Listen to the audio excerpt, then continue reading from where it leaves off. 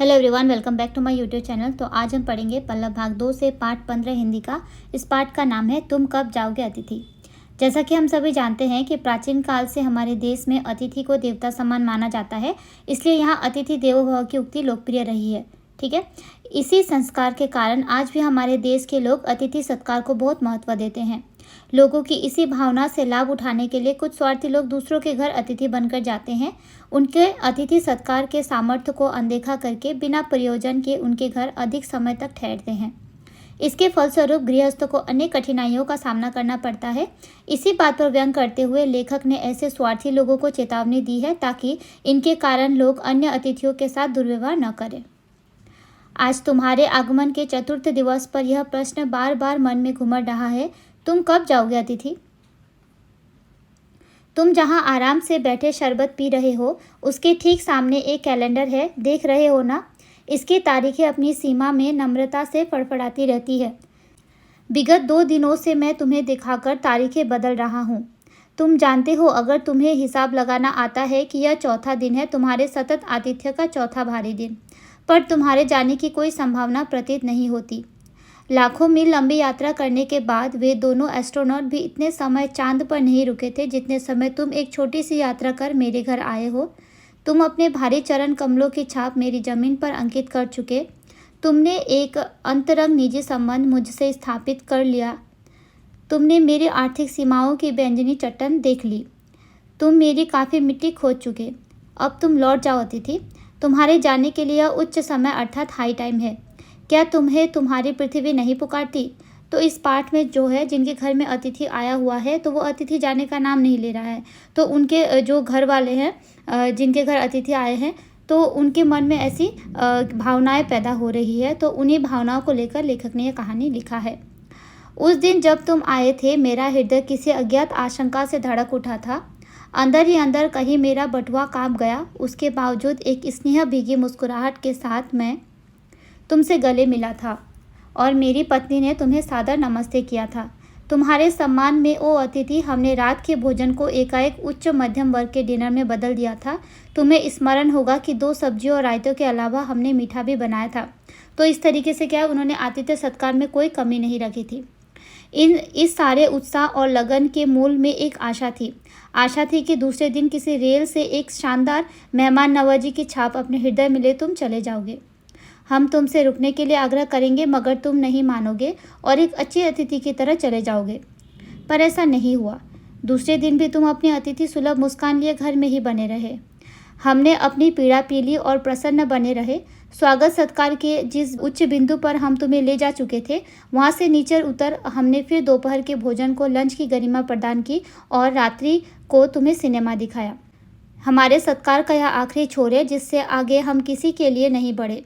इसके तुरंत बाद भावभीनी विदाई का वह भीगा हुआ क्षण आ जाना चाहिए था, जब तुम विदा होते और हम तुम्हें स्टेशन तक छोड़ने जाते, पर तुमने ऐसा नहीं किया।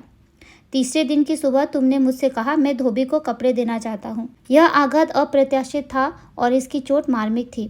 तुम्हारे सामीप्य की बेला एकाएक यूं रबड़ की तरह खिंच जाएगी, इसका मुझे अनुमान न था। पहली बार मुझे लगा कि अतिथि सदैव देवता नहीं होता, वह मानव और थोड़े अंशों में राक्षस भी हो सकता है। किसी लॉन्ड्री पर दे देते, जल्दी धुल जाएंगे, मैंने कहा। मन ही मन एक विश्वास पड़ रहा था कि तुम्हें जल्दी जाना है। कहाँ है लॉन्ड्री, चलो चलते हैं, मैंने कहा और अपनी सहज बनियान पर औपचारिक कुर्ता डालने लगा। कहाँ जा रहे हैं, पत्नी ने पूछा। इनके कपड़े लॉन्ड्री पर देने हैं, मैंने कहा। मेरी पत्नी की आंखें एकाएक बड़ी हो गई।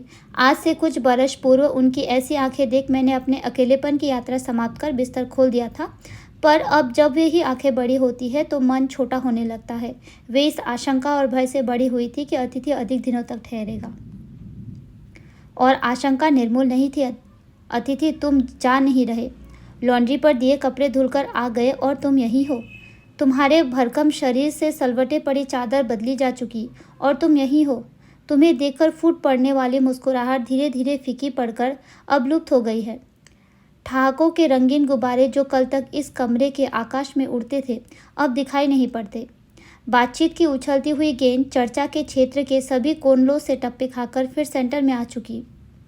अब इसे न तुम हिला रहे हो न मैं उपन्यास पढ़ रहा हूँ और तुम फिल्मी पत्रिका के पन्ने पलट रहे हो। शब्दों का लेन देन मिट गया और चर्चा के विषय चुक गए। परिवार, बच्चे, नौकरी, फिल्म, राजनीति, रिश्तेदारी, तबादले, पुराने दोस्त, परिवार नियोजन, महंगाई, साहित्य और यहाँ तक कि आंख मार मार कर हमने पुरानी प्रेमिकाओं का भी जिक्र कर लिया और अब एक चुप्पी है। सौहार्द अब स्नेह स्नेह बोरियत में रूपांतरित हो रहा है।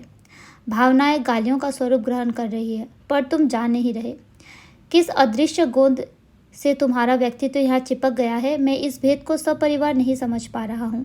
बार बार यह प्रश्न उठ रहा है, तुम कब जाओगे अतिथि? कल पत्नी ने धीरे से पूछा था, कब तक टिकेंगे ये? मैंने कंधे उचका दिए। क्या कह सकता हूँ? मैं तो आज खिचड़ी बना रही हूँ, हल्की रहेगी। बनाओ। सत्कार की ऊष्मा समाप्त हो रही थी। डिनर से चले थे, खिचड़ी पर आ गए। अब भी अगर तुम अपने बिस्तर को गोलाकार रूप नहीं प्रदान करते तो हमें उपवास तक जाना होगा। तुम्हारे मेरे संबंध एक संक्रमण के दौर से गुजर रहे हैं। तुम्हारे जाने का यह चरम क्षण है। तुम जाओ ना अतिथि। तुम्हें यहाँ अच्छा लग रहा है ना? दूसरों के यहाँ अच्छा लगता है। अगर बस चलता तो सभी लोग दूसरों के यहाँ रहते, पर ऐसा नहीं हो सकता। अपने घर की मोहता के गीत इसी कारण गाए गए हैं। होम को इसी कारण स्वीट होम कहा गया है कि लोग दूसरों के होम की स्वीटनेस को काटने न दौड़े। तुम्हें यहाँ अच्छा लग रहा है, पर सोचो प्रिय कि शराफत भी कोई चीज़ होती है और गेट आउट भी एक वाक्य है जो बोला जा सकता है।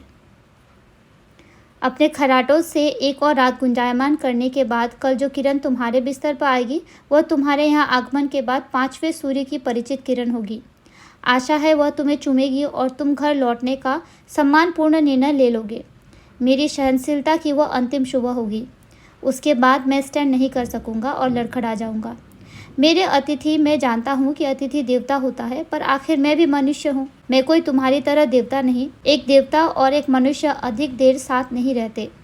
देवता दर्शन देकर लौट जाता है, तुम लौट जाओ अतिथि। इसी में तुम्हारा देवत्व सुरक्षित रहेगा। यह मनुष्य अपने वाली पर उतरे, उसके पूर्व तुम लौट जाओ। उफ, तुम कब जाओगे अतिथि? यह कहानी लिखा है शरद जोशी जी ने। तो इस कहानी में यही बताया गया है कि अगर आप कहीं पर ज़्यादा दिन रुकते हो तो वहाँ पे आपका सम्मान घटता है। ठीक है, पहले पहले कहीं हम जाते हैं तो वहाँ पे आतिथ्य सत्कार अच्छा मिलता है, लेकिन जब जैसे जैसे हम ज़्यादा दिन रहते हैं तो उसी तरह का वो आतिथ्य सत्कार भी कम होते जाता है। तो इसीलिए इस कहानी में लिखा गया है कि जो लोग दूसरे के घर बिना मतलब के जाते हैं और वह बहुत दिनों तक रुक जाते हैं तो उसकी वजह से क्या है, लोगों के गृहस्थ जीवन पर कुछ कठिनाइयों का सामना करना पड़ता है। तो वो मन ही मन ये सोचते हैं कि अतिथि चले जाए।